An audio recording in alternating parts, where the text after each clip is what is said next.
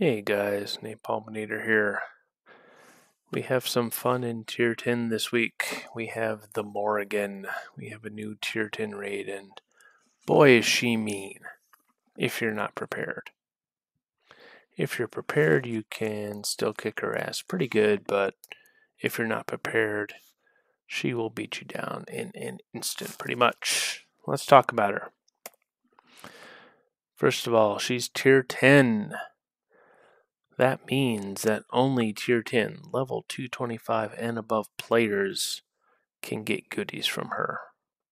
If you are below 225, you'll get some potions and stuff from her maybe, but I'm not even sure if she drops potions.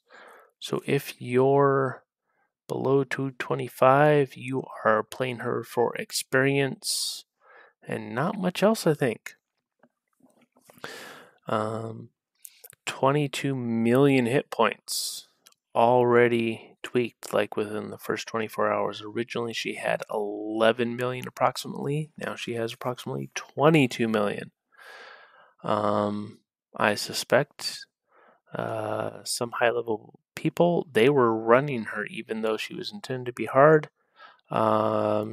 If you are a very high level, like 230 plus person especially, you can solo her without even trying, so I think OD decided to make it even harder and make it even more difficult to solo. So 22 million hit points. Good luck, small kingdoms. 2 to 2.5 billion, yes, billion total experience. If you do 20% of that, you'll get around 400 or 500 million and so forth. It's like all the raids are. It's just you get a fraction of that total experience based on the fraction of the hit point damage that you did. Same as any other raid. Cost, she is 10,000 Kingdom Warrants plus 10 per player. So up to 10,500. Can suck your Kingdom Warrants pretty fast if you are not on top of your game with generating Kingdom Worms with Wars and Gauntlets. She resists Dragon and Holy damage. Keep that in mind when going in. Don't take your Obot. Don't take your Rekul's Blade. Plan ahead there. Also playing your pets. Nidhogg is not so good here. Gaive is not so good here, and so on.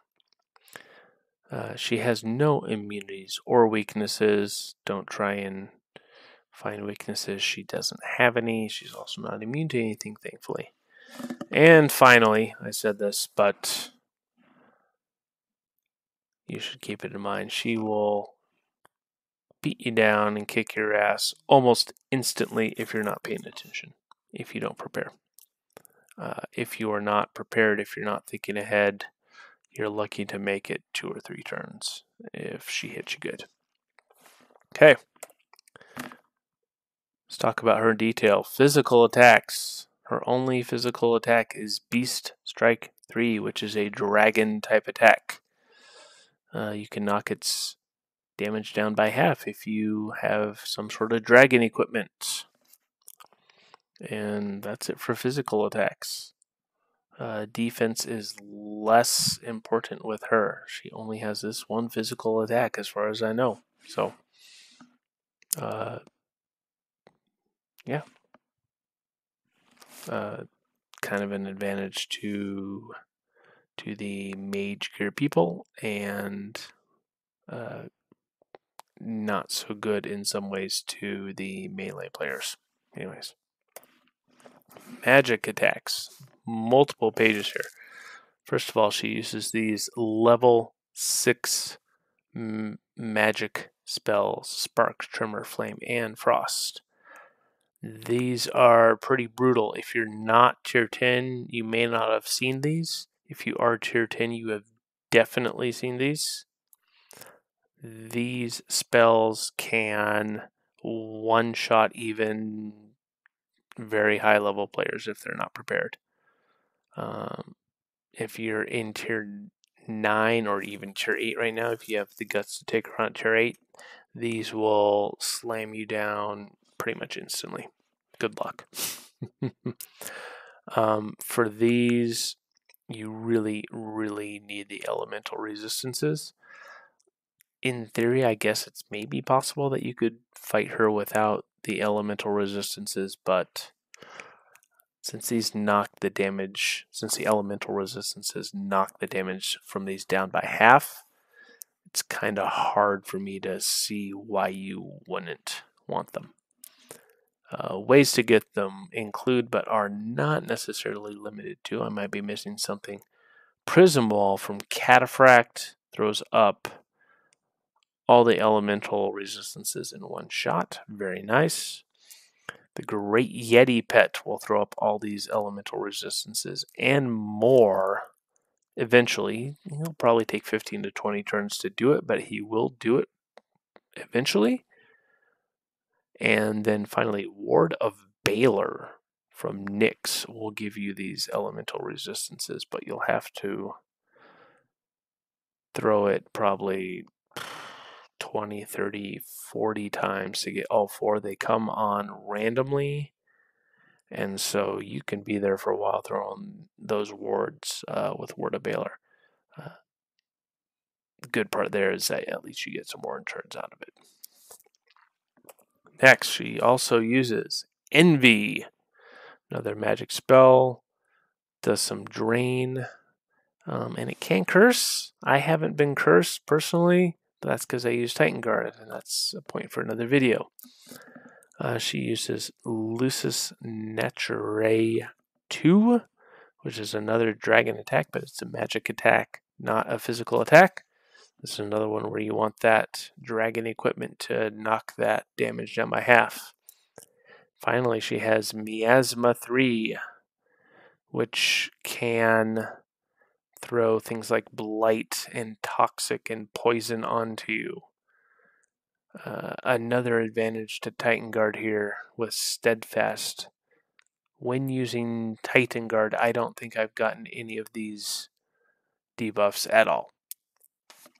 Again, point for another video, but when playing with some other classes that don't have Steadfast, I have seen these debuffs. So if you can get Steadfast from whatever class you prefer, Titan Guard, Noble Gaia, whatever, do it. That'll help with this stuff. And she has a buff called Unstable Channel. And I'm not joking. It says T dot question mark in the game. Like it won't even tell you what it's buffing. If you're familiar with Deific Channel from the Tier 9 God classes, it appears to be similar to that, but I don't know. It doesn't say T dot all, it says T dot question mark. I can tell you it seems to make my physical attacks less effective. I assume it makes magical attacks less effective. So I'm assuming it buffs pretty much all the stats, but who knows? Unless Odie gets friendly, we'll never know. So anyways, I just assume it's like Deific Channel and will buff all the stats and just make it that much harder to be effective against her. In summary, you got to choose your attacks well on her. Don't do dragon, don't do holy. Choose your weapons well and choose your pets well. There are a lot of pets who use dragon attacks, especially. I would say don't use them if you're looking to get some attack damage in from them. You want your resistances here. You got to get your 4 main elemental resistances and dragon. Or immunities. Bahamut is immune to dragon. And then the T9 gods, each god has its own immunity there. So that's a little bit of advantage to them. I'm not finding my T9 god class to be particularly effective against them in general. But again, that's a different point. I feel like resistance is a little better to defense, all other things being equal. If you can wear mage gear, which I say here, Omnimancer, Bahamut, and those T9 gods, crank your resistance up, if nothing else. That'll help since she has so many magic attacks, not so many physical attacks. So resistance overall helps a little bit more. And finally, I'm finding ward is critical with her. You can probably fight her without ward. I'm sure there are people that can. But my personal experience is that warding is pretty critical to being able to survive her for any significant period of time. If you have the resistance to knock everything else down and you get all the other elemental resistances, you can probably do without ward. But the way I'm doing it, ward is winning it for me. So there's your summary. Not class specific, faction specific, whatever here. Not too much specific advice, just kind of basic stuff to help you kind of get prepared a little bit for her. Happy grinding, everybody.